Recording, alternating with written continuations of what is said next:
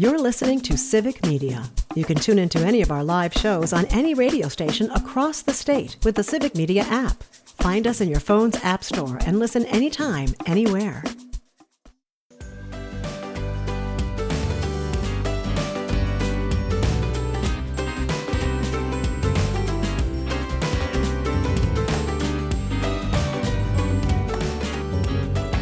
Live across Wisconsin on Civic Media, you're listening to Mornings with Pat Kreitlow, powered by Up North News.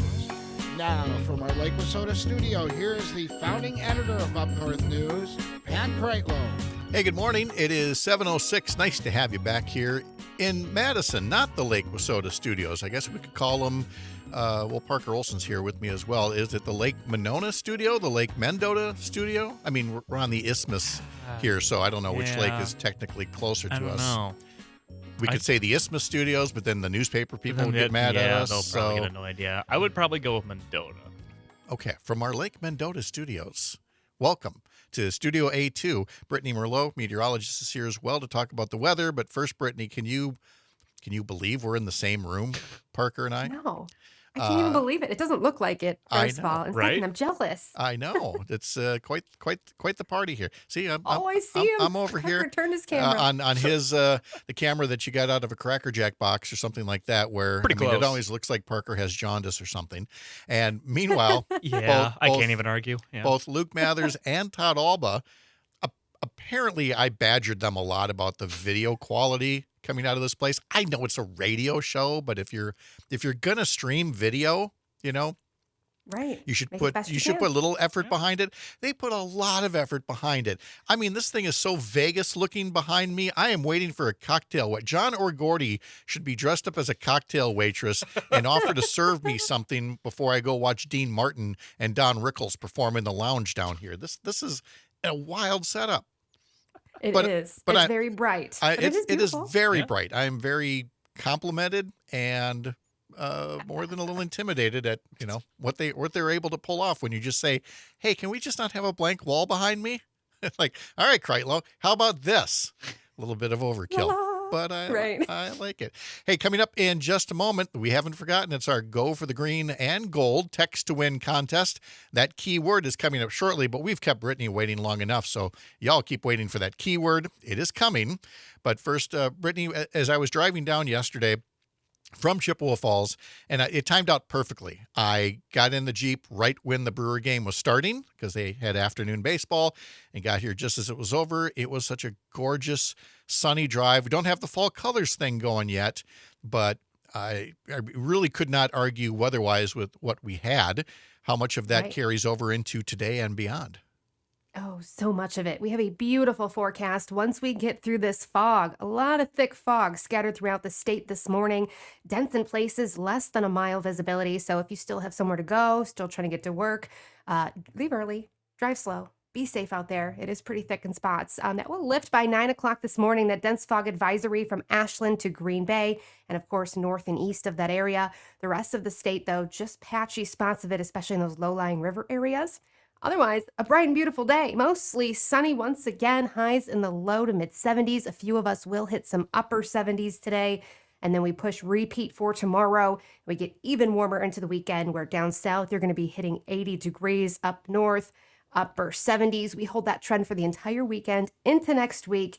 I was trying to find rain in the forecast. It doesn't look like it's going to be here until next weekend. So we've got a long, dry stretch of a ton of sunshine. Gorgeous.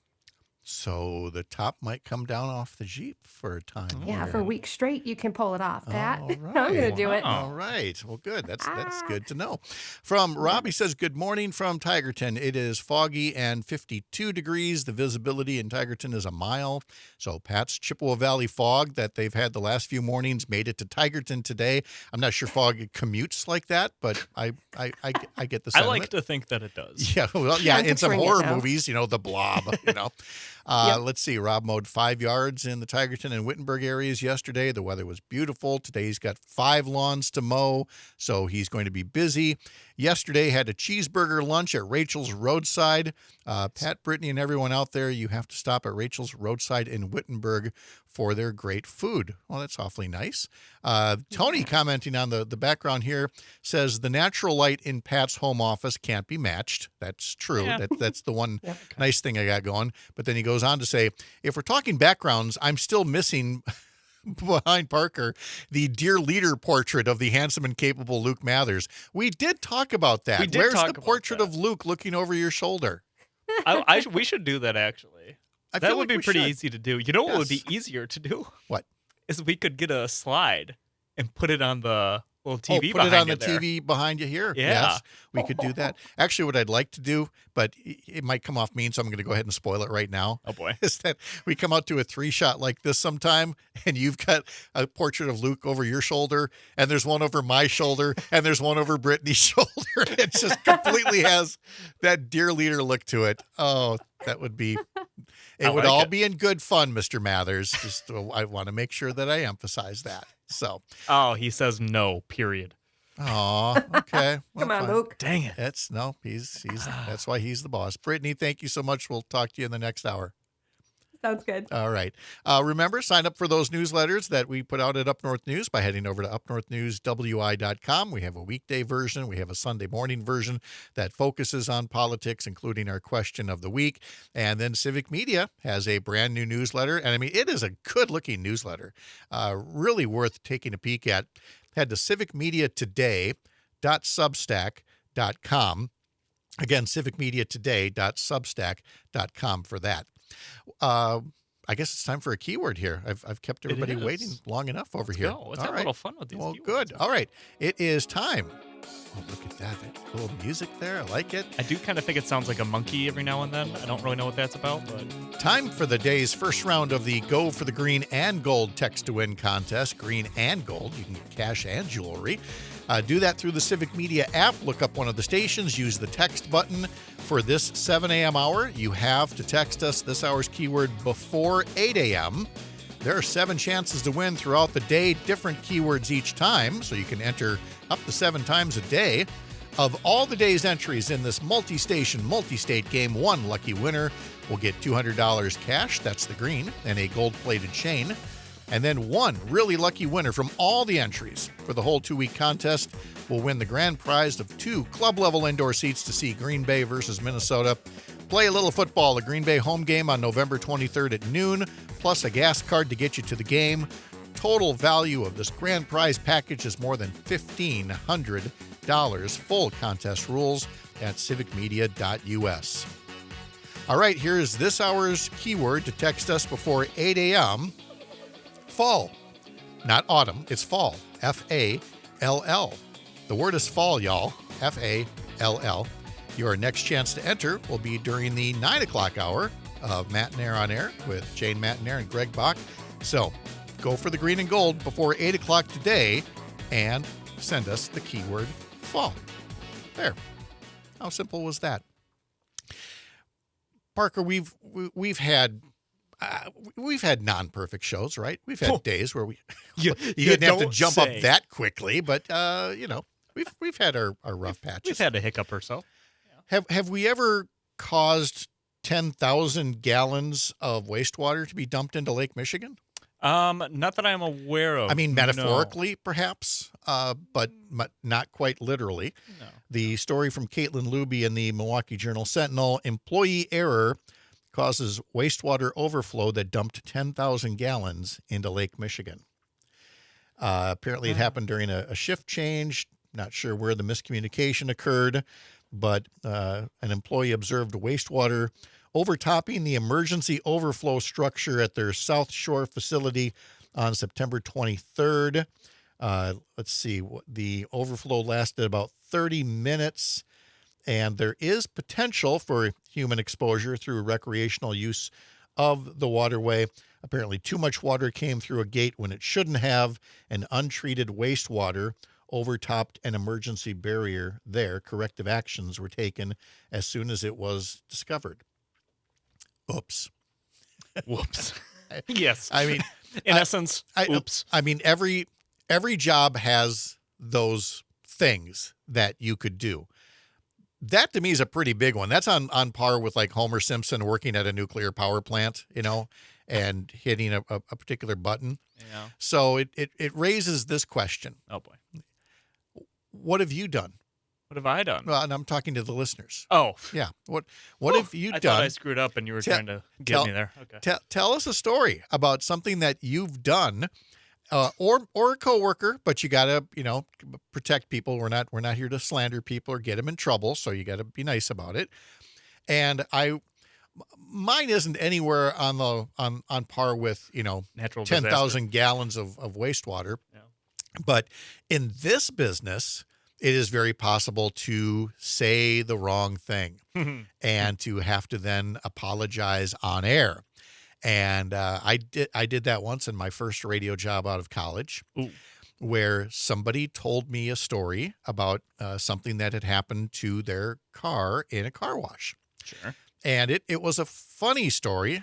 I'm not even going to bore you with the details, but it seemed funny. But I thought, well, I'll try to make it as generic as possible.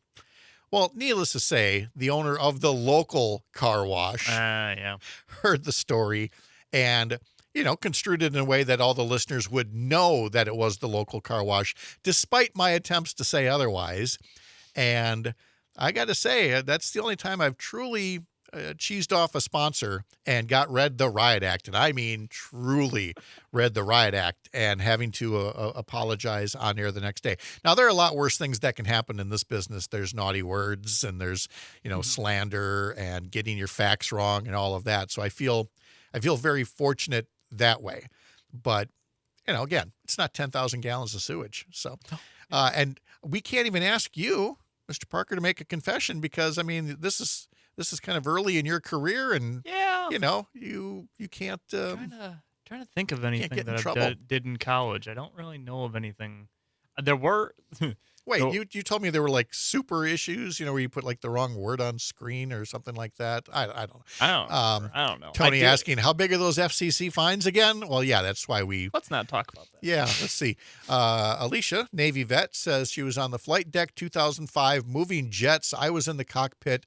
The yellow shirt on the deck pulled an ordnance pin that had flares attached, arming the flares near the tail hook. Almost took out 2 sailors working on the tail hook. Yeah, see, that's a story right there. That's worse than anything we've probably done. Yeah, again, haven't taken out sailors, haven't blown up a plane, anything like that. Tony reminds us that Parker's still on probation, isn't he? He can't really incriminate himself. How do you know yet. about that, Tony? I thought that the background check was confidential. I know, but everybody knows you're still relatively new here. So remind me of this next week when John and Gordy are on, because John and Gordy have been involved in broadcasting for something like 78 years, and I'm sure that they've got some stories to tell as well. So we'll look forward to that. Anyway, and you can continue to share your stories. Either get in the comment sections of Facebook or YouTube for either Up North News or for Civic Media, or use the Civic Media app, or best of all, if you're able to, get over to the Civic Media app and use the voice note feature and tell us the story. Yeah. I'd love to get more people using that voice note feature and tell us what happened. Now, obviously, we'll have to make sure that there isn't anything slander, libelous, anything like that. But tell us a story about a big-time goof at work. We'd love to hear that. Coming up, we're going to be talking to State Democratic Party Chair Devin Remiker about a very busy 2026 campaign season that is already underway. We're part of America's Up North wherever we are in Wisconsin, including here in Madison, live. I'm Pat Kreitlow. This is the Civic Media Radio Network.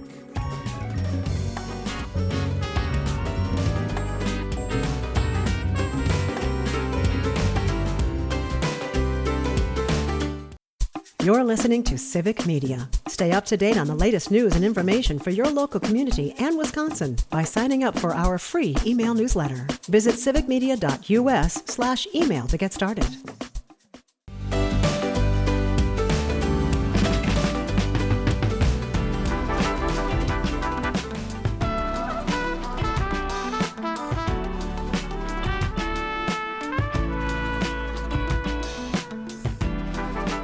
Welcome back. It is just about 7:23 on this Thursday morning, September 25th. 9/25/2025, and we're here in Madison Studio A2, and State Party Chair of the Democratic Party of Wisconsin, Devin Remiker, will be along in just a minute. A reminder that the key word is fall for the Go for the Green and Gold Text to Win contest. Use that Civic Media app and text the word fall, F-A-L-L, before 8 o'clock this morning, and you will be in the running for a daily prize and also for that grand prize of tickets to see a Minnesota Green Bay football game in Green Bay coming up in November. All right, there was another case of political violence in America yesterday in what is becoming a chilling sign of the times.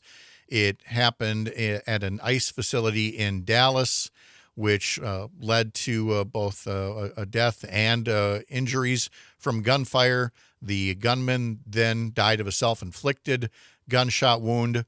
But, I mean, even before anybody knew anything with certainty about the circumstances, you had political figures, including the Vice President of the United States, jumping to conclusions about, who or what provoked this kind of violence.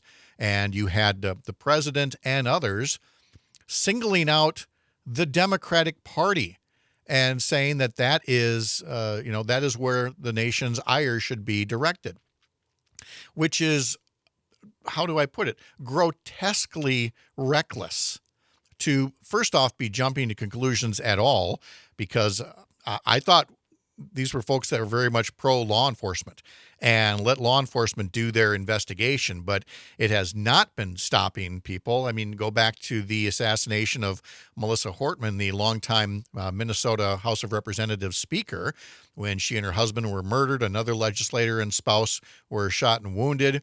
And again, you had people who were mocking Governor Tim Walz at the time, making, again, a very loose association to the alleged shooter in this case. There is just this degree of recklessness or sloppiness, whatever it is that you want to call it. I call it political expediency, political abuse, to want to immediately use political violence for political purposes, and to not focus about bringing everybody together and saying that, violence is wrong in any instance, especially political violence, when talking about this case. When you have a group that is singling out a political party and therefore the elected officials and candidates and associating them with violence, again, you're only urging some of your more extreme followers onto violence themselves. And that just should never be accepted in this country in any way, shape, or form. Well, of course, J.D. Vance, the vice president, after having already jumped to conclusions, ended up getting into, a social media spat with a few different folks on the left, some prominent figures there, which again gets back to this notion, whether it's J.D. Vance or Derek Van Orden, don't you have a job? Don't you have something better to do than to, first off, even try to be the first to put something on Twitter? I guess it's because you see yourself as wanting to frame a message. You want that frame in there before, the facts get in the way. Think of it like the Mueller report, which did in fact draw connections between Russian involvement that benefited the Trump campaign in 2016. But Bill Barr, Trump's attorney general at the time, of course, first kind of kept the report under wraps and then gave his spin on it, saying it completely exonerated the Trump campaign, when it did nothing of the sort. But the framing was already there, and there are people that still believe it to this day. And so to this day, there will be people that believe J.D. Vance and President Trump and others in saying that this was some kind of a Democratic Party operative that was involved in this shooting at this ICE facility in Dallas. It would be a lot like claiming when, say, Speaker Nancy Pelosi's husband was attacked, that you would have people saying that this was a Republican Party job all the way. I would have really preferred back at that point if Republican politicians had been more widespread in condemning the attack. And instead, what followed was mockery and, I mean, just morbid humor about the attack, which, again, if you don't want to condemn the violence, that's your business. But when you end up making light of it, that is tacit encouragement to others to continue the cycle. We need to talk about the ways that some of these folks have easy access to guns. There are red flag laws that should be applied in these instances, and there should be every possible effort to bring down the temperature in the room. And instead, by politicians getting on social media right away, or by politicians like Derek Van Orden spending days and days afterwards continuing to try to make political hay out of an act of violence, they're doing nothing to lower the temperature of the discourse out there. And again, this isn't a partisan matter. It's not like somebody should be calling on the entire Republican Party, but we should be calling on every conservative elected official or figure out there to say that we should be able to do better than this, to condemn violence in all of its forms, even if you think they were motivated by your side of the spectrum. Your view of them should be basically, get off my team, because that's not what we do. We have to win based on our ideas, based on the things that we can do, not the violence that we can continue to perpetuate across this country. When we come back, we will talk to State Democratic Party Chair Devin Remiker. We'll talk about Tom Tiffany's entry onto the Republican side of the governor's race and the many primaries shaping up in 2026. I'm Pat Kreitlow. This is the Civic Media Radio Network.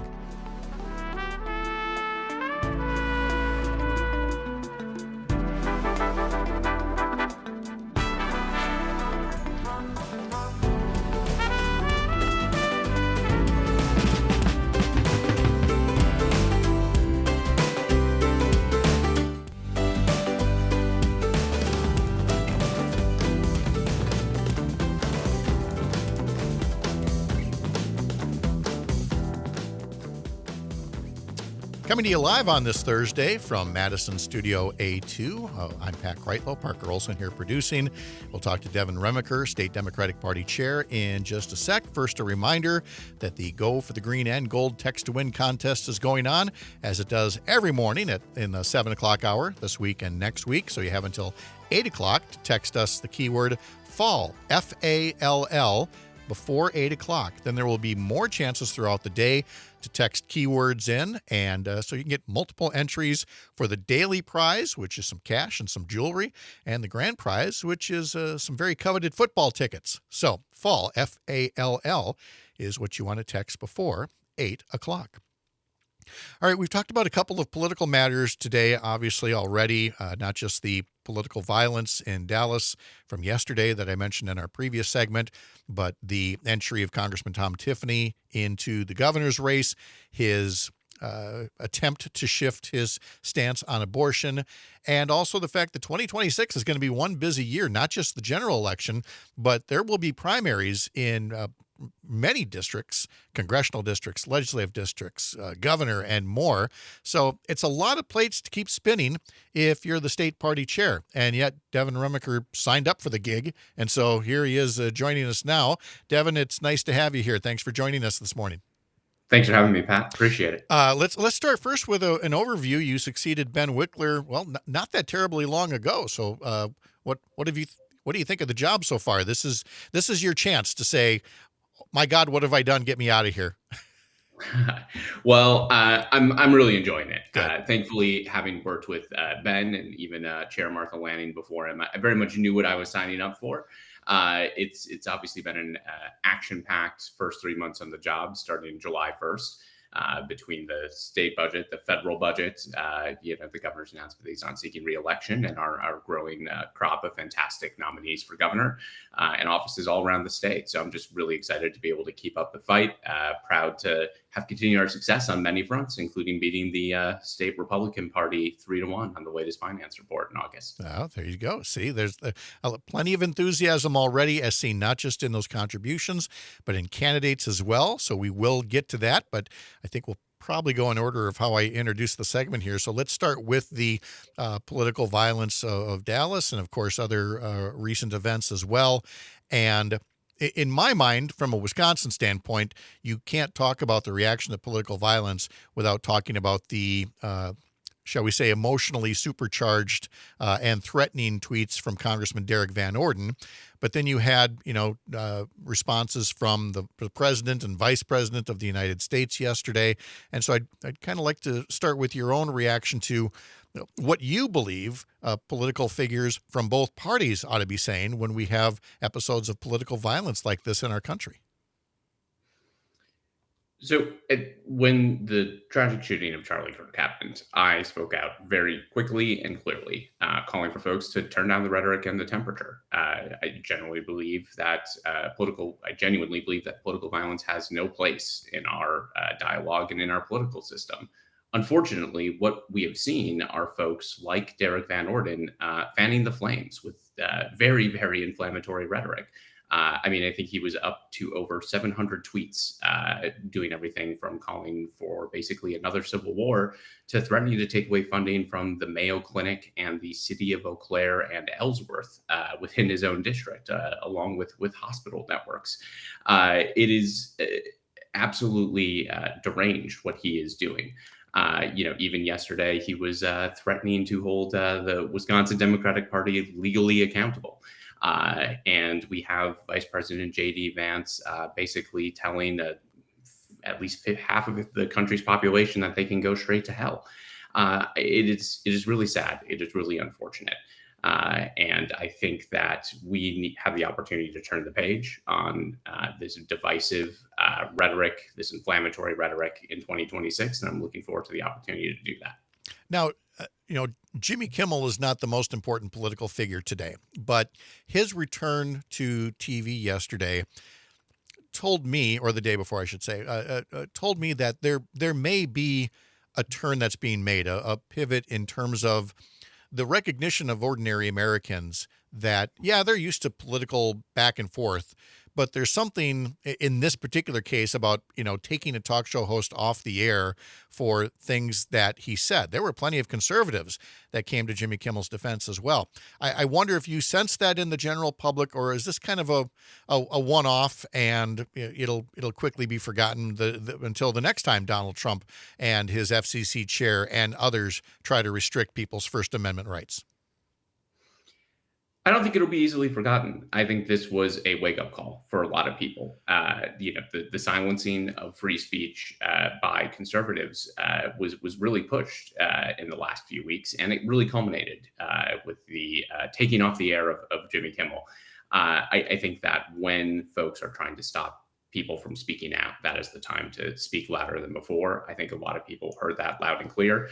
And it also laid bare a lot of the Republican hypocrisy on this issue. I almost feel bad for some of the folks to have to clean up for Donald Trump sometimes, but they were spending a week rather, saying that, this was a business decision, that the government had nothing to do with it. And then Donald Trump just goes out and tweets that, he's going to take another run at ABC to try to get Kimmel off the air. It's very clear what he's doing. He's weaponizing the federal government to silence his dissent and to silence critics in his political opposition. And I think that is a very stark and important moment for our country to take note of. I certainly don't think this is going to be the last time we see something like that out of the administration, and it makes our fight back all the more important.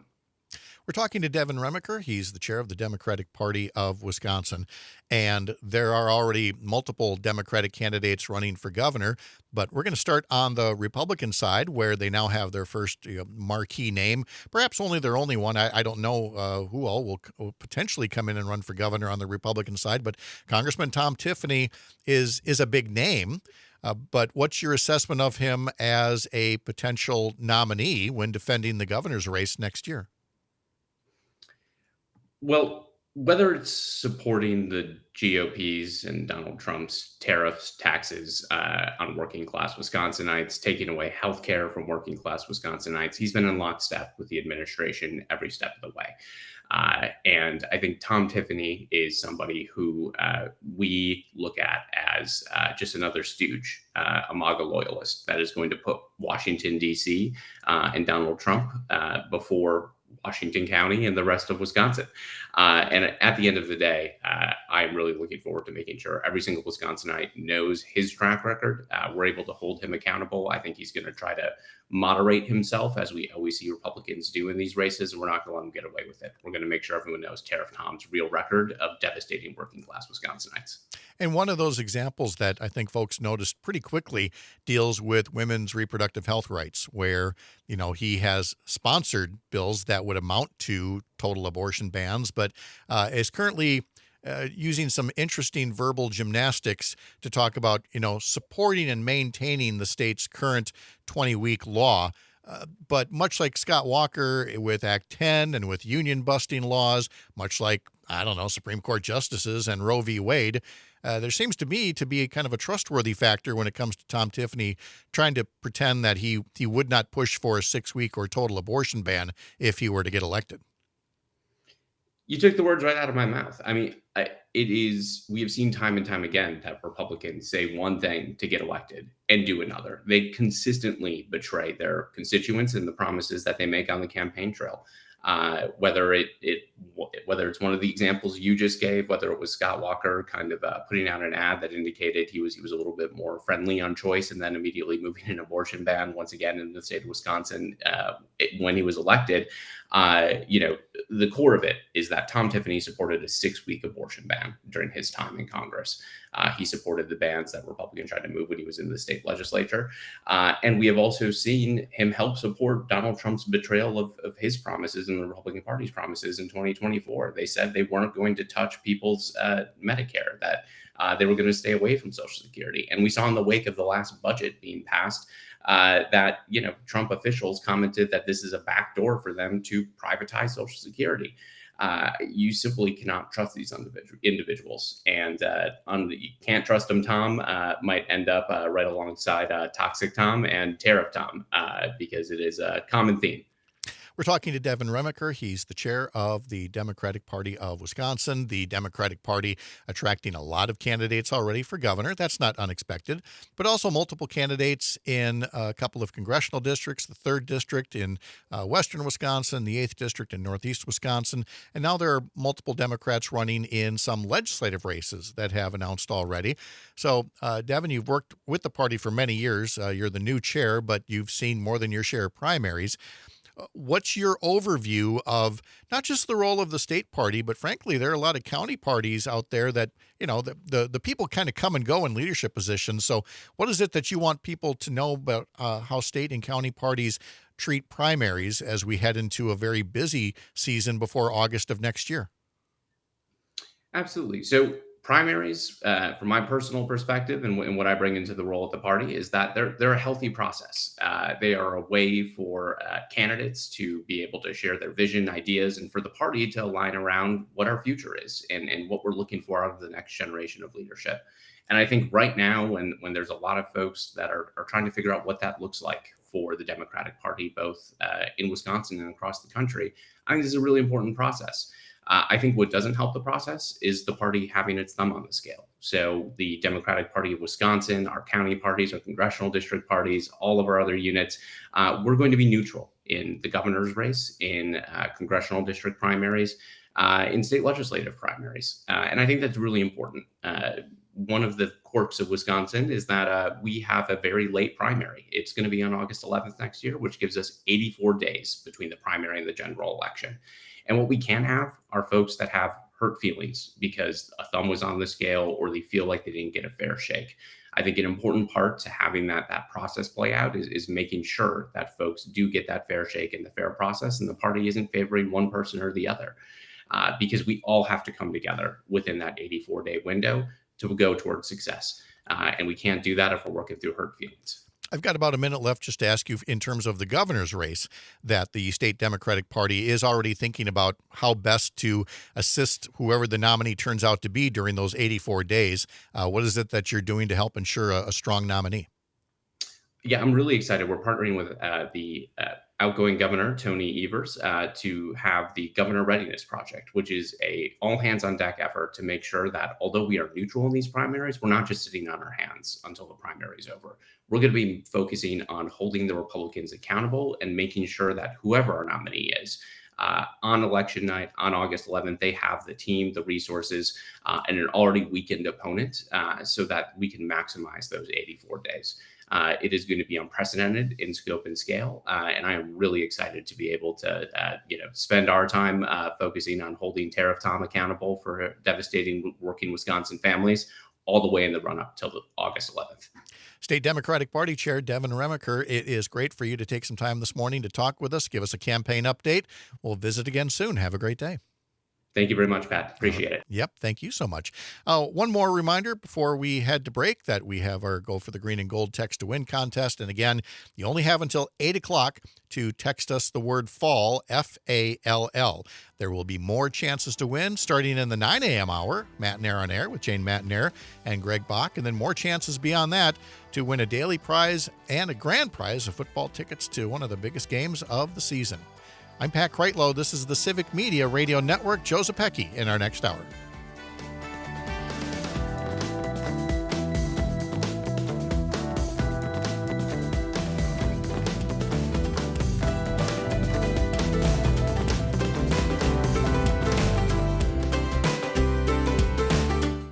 You're listening to Civic Media.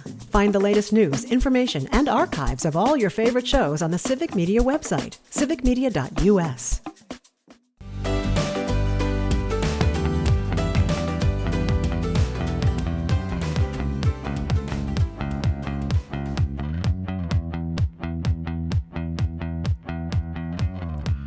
Those of you tuning in and going, hey, it's time for Todd Alba's weekly visit. We moved it. And for good reason. We've got a little bit more consistency in talking to the folks from the newsroom here at Civic Media. And so in this segment on Mondays and Wednesdays, you've been seeing Jimmy Kuska talking about things in Southwest Wisconsin that he's following and sports. And so on Tuesdays and Thursdays in this block, we will be talking to James Kelly from our newsroom in Chippewa Falls, stories that he's following in Western and Northwest Wisconsin. James, how are you? I'm good. You didn't tell me I was taking Todd's spot. Now I really have to live up to the hype. No, please don't. I don't want to hear that you just got out of the shower. I don't want to hear all the things that can get us in trouble with the FCC. I'll push that for an hour. We only need one Todd Alba. I'll keep it to myself. Including, by the way, we did a story an hour ago. Parker pitched it. It was a teacher's assistant who got into some kind of trouble. But the original note said, TA gets into trouble, blah, blah, blah. Yeah. I was convinced it was a Todd Alba story. I'm like, what did he do this time? I didn't think of that. Yeah, I did. That's for sure. Anyway, so we'll have Todd coming up next. Folks watching on social media are like, hey, why do you keep putting the Brewers banner up there? Because we have Brewers baseball tomorrow, the final homestand with Cincinnati of the regular season. Coverage begins tomorrow at 6:35. There, now I can take that down and just focus on what James is covering. Something that we talked about on the show already this week, but is definitely noteworthy. Data centers being a hot topic around the state, the pros and the cons, and frankly, the things that we still don't know about them. And Menominee is where we have one of those proposals as well, or at least I guess we use past tense now. We had one of those proposals. Yeah, it was a very short-lived proposal for the Menominee data center. It would have been in the town of Red Cedar. In August, the city annexed and rezoned a portion of that land. I believe we talked about it then, which led to a lot of community pushback. People are unsure about the data center. They have environmental concerns, specifically with water usage. Later that month, organizers started having meetings about how they're going to fight back against this data center. I thought it was interesting that Mayor Randy Knack just kind of showed up to one unannounced, said he was just there to, have a drink and relax, and ended up talking for about 45 minutes about the data center. And this week, those plans are officially on pause. Marinac said he drafted a memo to the company, Balloonist LLC, advising them that the city's no longer interested in pursuing the project. And we did not know if for me to see the reports, what exactly the data center, who was going to use it or what its exact purpose was. Is that still an open question? Yeah, the original plans, when they annexed and rezoned the land, they noted that we're not sure that a data center is even going to go here. The proposal was brought to us by this company, Balloonist LLC, and construction wouldn't start until at least 2027. We'd do all the environmental assessments, all that. And it's still, residents were kind of pushing back on that idea, especially because of the water usage specifically. It was 75,000 gallons of water a day on average. Gotcha. Okay. Before we get to our next story, I do want to just remind folks one more time as we're coming up on 8 o'clock here, you've got about 3 minutes to text us the word FALL, F-A-L-L, as part of the Go for the Green and Gold Text to Win contest. Again, last call for FALL, y'all, F-A-L-L, before the end of the segment here with James Kelly, who also covered another protest at Eau Claire City Hall, I believe having to do with their congressman. Yeah, this was definitely one of the more interesting protests I've covered recently. A lot of the talk around these comments that were made by 2 city council members have revolved around free speech. That was mentioned at this protest, but I think the more interesting thing is that City Council President Emily Berge and organizers were talking about how even the threat of pulling federal funding from a city like Eau Claire, it doesn't punish the 2 individuals who made these comments. And the same thing with Mayo Clinic. It doesn't punish the individuals who make these comments. It punishes the people who use their services, who rely on the police department, fire department, schools. It punishes, all the residents of the city rather than just the people who did make those comments, whether or not you agree with them. Yeah.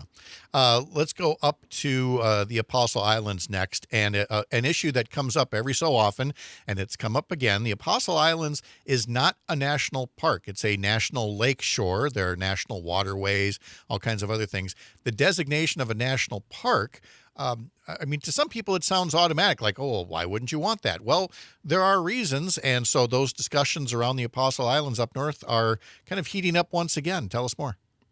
Yeah, so Congressman Tom Tiffany, who announced his run for governor earlier this week, said that he had reintroduced the Apostle Islands National Park bill. He had introduced it over the summer, but according to Bayfield's county officials, hadn't really gotten too much community input on the matter, and they were concerned, one, about tribal rights, which in this updated bill notes that all of those tribal rights and treaties are maintained, and the other concern was the increase in tourism.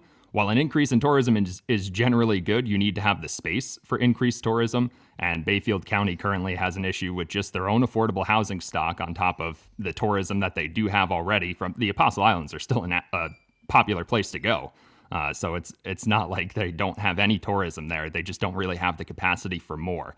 So we'll see if they've kind of addressed those issues together going forward. Yeah, Tony's added on YouTube, it's a horrible idea. We don't have the capacity for more people.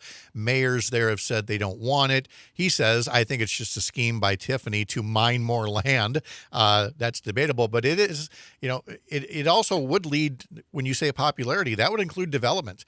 And while you can't develop inside a national park, it would mean that on its periphery, there would be certainly an influx of activity as well.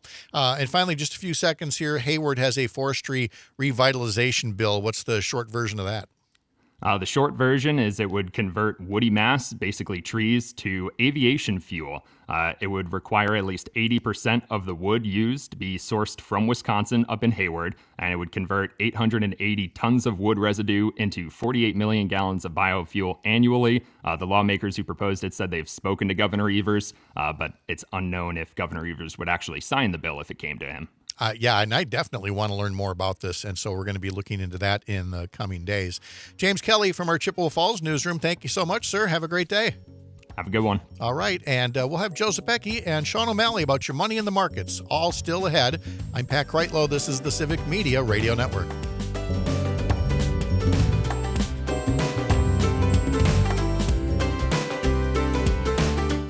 The national news cycle never stops. but it can be hard to find news about your local community. Civic Media is dedicated to providing quality local and state news coverage across Wisconsin. With the Civic Media app, you can get notifications about local stories that matter to you and your community. Find the free Civic Media app in your phone's app store and choose notifications from the menu to tell us what kind of news you want to hear about.